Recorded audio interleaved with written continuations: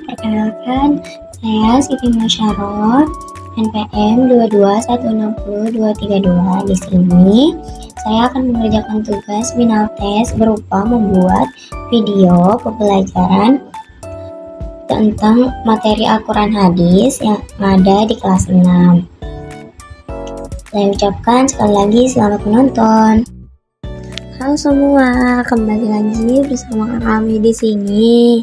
Nah, jadi hari ini kita akan belajar Al-Quran Hadis MI kelas 6. Nah, pada Al-Quran Hadis MI kelas 6 ini kita akan belajar pada bab 6, yaitu tentang belajar surah Al-Insyirah. Jadi, manusia itu tidak pernah luput dari kesalahan.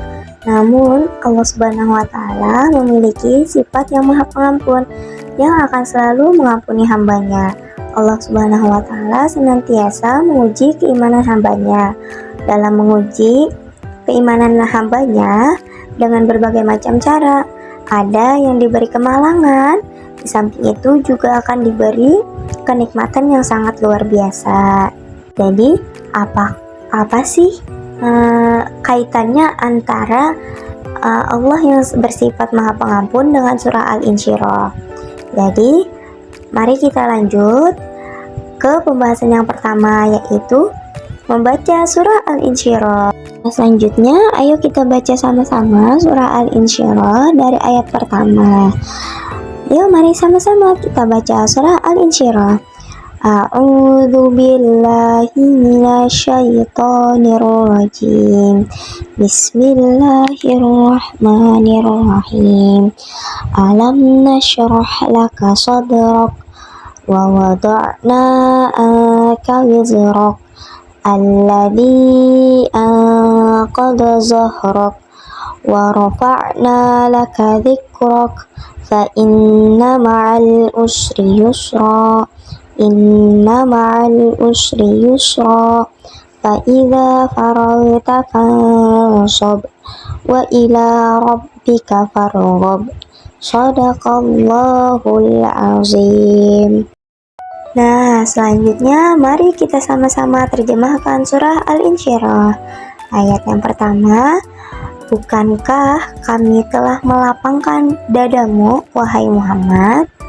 Ayat kedua, dan kami pun telah menurunkan beban darimu. Ayat ketiga, yang memberatkan punggungmu. Ayat keempat, dan kami tinggikan sebutan namamu bagimu.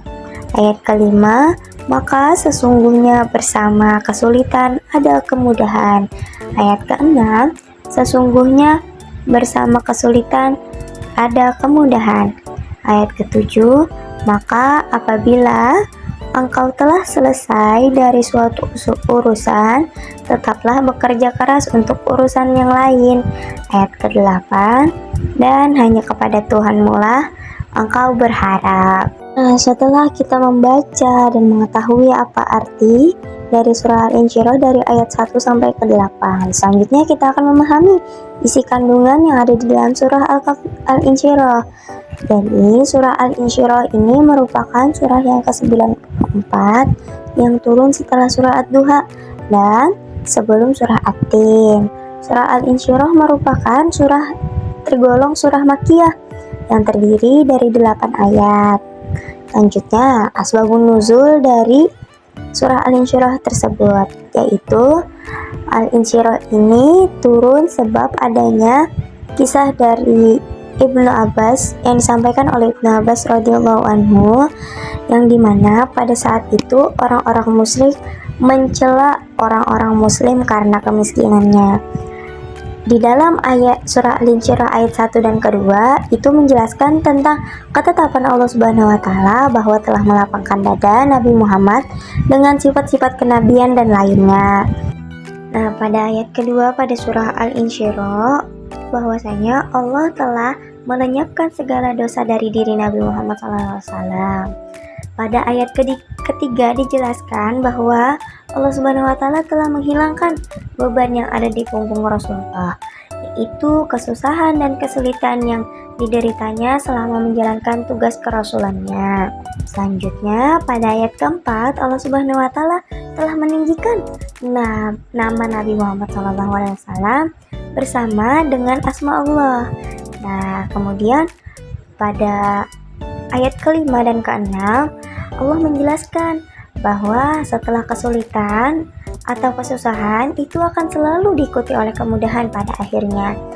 Nah, sedangkan di ayat ketujuh itu Allah menjelaskan bahwa di ayat ketujuh itu berisi anjuran dari Allah Subhanahu wa Ta'ala bahwa setelah selesai sholat supaya kita berdoa dengan sungguh-sungguh dan hanya mengharapkan ridho Allah Subhanahu wa Ta'ala.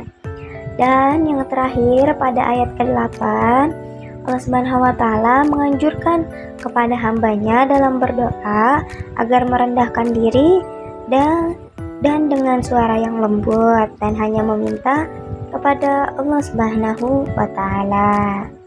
Oke, baik, mungkin itu saja yang dapat saya sampaikan pada kesempatan kali ini pada mata pelajaran Al-Quran Hadis MI kelas 6 tentang materi pembelajaran surah Al-Insyirah.